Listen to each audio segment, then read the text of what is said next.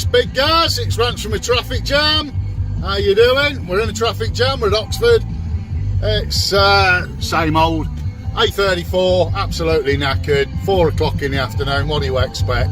But hey, somebody's got to do the job, somebody's got to earn the money, haven't they? Well, where have we been this week? Since I last did a vlog. Loads has happened, loads has gone on. It's been a media hotbed of just about everything that's been happening. Shamima Begum, which we've already covered, still keeps rolling on. Now her baby's died, and you know, now she wants, I still want to come back, and no way, love, no way. Anyway, what do we talk about? Because there's, again, so much been going on. I was going to do 2 or 3 things that I want to cover, and I'm thinking which one's the best one to do. Well, I'll tell you what I'm going to do. It's going to be a quickish one today, but I'm just going to show you something. We're actually moving on a little bit now for some reason. I don't know if we've had a roadblock or not, but I'm just going to hold that up and then I'm just going to put it away again. And I'm going to talk about knife crime. Well, just a little one was last night. Knife crime rose by 17.6 million because it was the 17.6 million who were stabbed in the back by the government. But there you go, they've taken no deal off the table. This is not what the vlog's about, by the way. I'm not going to do a Brexit one now. I am going to do one in a couple of days. Be ready for it. It's going to be a good one. But knife crime, I've carried a knife ever since I would probably say 7 years old. My dad bought me a knife and we used it for cutting wood, and we used it for making little wooden arrows when we were out playing, and making little points on the end of them, and we used to sharpen them up and get them nice and sharp on brick walls and on the edges of bricks, stones and things like that. And we always had a knife. We used to go fishing, we used to go camping, we used to do a lot of things that lads used to do back then, let's put it that way. I'm not that old, I'm only in my early 50s, but yeah, we had a good childhood. We got up to a lot of, I'm not going to say trouble, but we did a lot of boisterous things as well, But I'll tell you one thing, never, ever, once, and I will be blatantly honest now, never, ever once did we ever think that because we've got a knife in our pocket, we're going to use it against somebody. It was the last thing on our minds, I'll tell you that now. And I think this is the difference, I'm saying it was a different time, it was a different age. I'm not so sure. I keep hearing that knife crime's gone up because it's a lack of policing. They've got to blame somebody. Oh, there's not enough police, it's because of the government cuts. Is it bullshit because of government cuts? If it was because of government cuts, there'd be a lot more stuff going on. The streets would be unbearable, which they're not. This is isolated incidents, and or no, not instances, that's the wrong word. It's isolated stuff. It's in some of the big cities. London is, I'm going to say it's the worst one. It's the biggest city in the country for a start. They claim there's 8 million people in London. There ain't 8 million people in London. If you go to London, if you've been to London, and I've seen London grow from the 1960s, and I've seen how big London's got, and I've seen not only has it got bigger, it's got higher, it's got taller, there's more high-rise flats in there. People are now not living in bigger houses in London, but those big houses have been split into flats, blah, blah, blah, blah. It's the same in everywhere you go. The population of London is a hell of a lot more than 8 million, and I would hazard a guess that it's double that amount. So, but that's not the reason why there's knife crime in London, don't get me wrong. That's just me saying that there's going to be more in London because it's a bigger city. If it's a national trend, I don't even think it's a national trend, it's just in some of the big cities. Where I am in Leicester, yes, there's been a few cases of it. It isn't very good, it isn't very nice. I'll tell you something, I'm not saying it isn't very good, it isn't very nice. It's fucking disgusting. It is awful.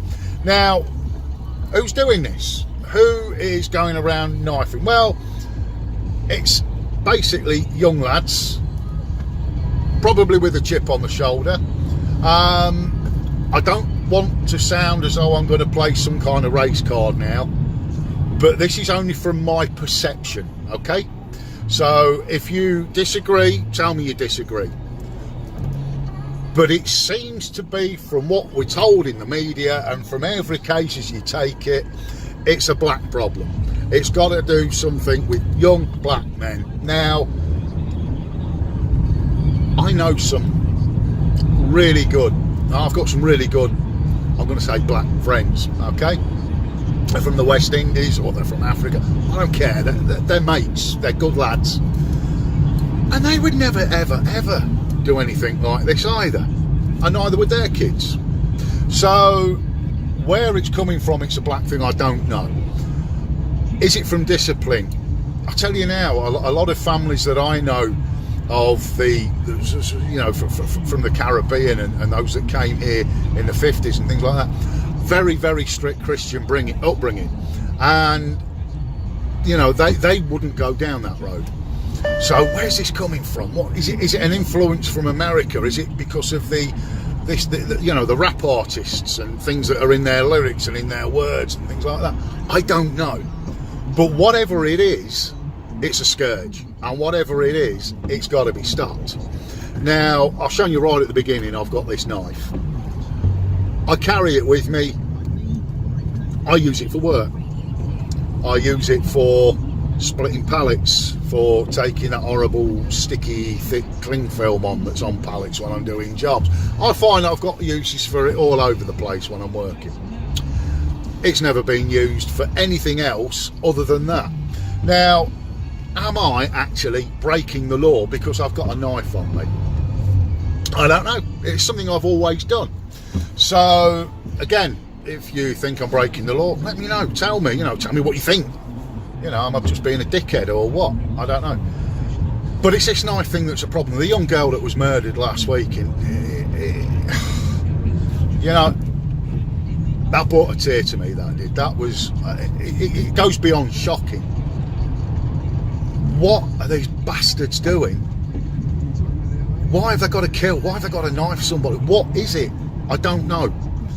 And as far as the police and things like that are concerned, I don't think it's an issue because there's no police. Big issue is stop and search.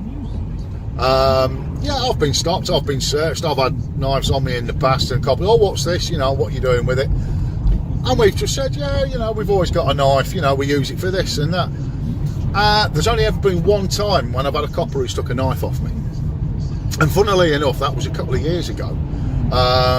My own fault, bit of a prat. I've got a job down in London. I took my lad with me, and for a day out. It was a Saturday, and I've got a few multi-drops in and around London. I've got a pallet of stuff in the back, and there was a few boxes going to sort of each place I was going to. So everything, of course, needed splitting. That's why I got the knife with me. So we'd done that. We'd got an afternoon to kill, and I said, you know, while we're down there, we might as well go into London and park the van up. I know where we could park it up for nothing, which was not too far away from where we wanted to be in the West End. And off we went. We queued up for the London Eye, we got tickets, and just as you go onto the London Eye, there's a couple of bobbies there, and they search you. And of course, I'm getting searched. I've emptied my pockets, and there's my knife. I'm like, I don't believe it. And we actually had a bit of a giggle because I'd said, you know, I said exactly what it was, you know. I've been to work, I forgot it was in my pocket. He said, I can't let you on with it, but he said, if you come and see me after your ride, he said, I'll let you have it back. I thought, oh, that's fair enough, that's a fair comment. Unfortunately, by the time we'd gone round and he'd gone off duty, and I think he took my knife with him, so I never did get it back, unfortunately. But that's the only time. And I think, again, you know, there's a lot of this jumping on the bandwagon. People, oh, you know, if you carry a knife, you ought to get life. I hear all this kind of stuff. But, you know, a chef, he'll carry knives. You know, a lot of people carry knives because they need to use a knife, or because, you know, a knife could be a handy tool. you know, not as in where's your tool, what fucking tool. I'm not on about that. I'm on about an implement to use for something other than stabbing somebody or looking like a bit of an hard case. In fact, if they're that much of an hard case, why do they need knives at all? You know, back in my day, it was, you know, you learnt how to punch, or you learnt how to duck, depending on how good you were at punching. And that's how problems were solved. Nobody ever died, nobody ever got really hurt. Somebody might have got a bloody nose or a cracked lip or something, and that was it. But knives, bang out of order. Anyway, let me know what you think. I'm just rabbling on, I'm just being a bit of a prat. Let me know what you think. Put some comments down sort of that way there, and subscribe to my channel. I want to get subscribers. I don't know, it just makes me feel good, you know what I mean. Hey, have a look at some of the stuff I've already done, and a big thank you to anybody who watched the last one that I did. Well over 1,000 hits.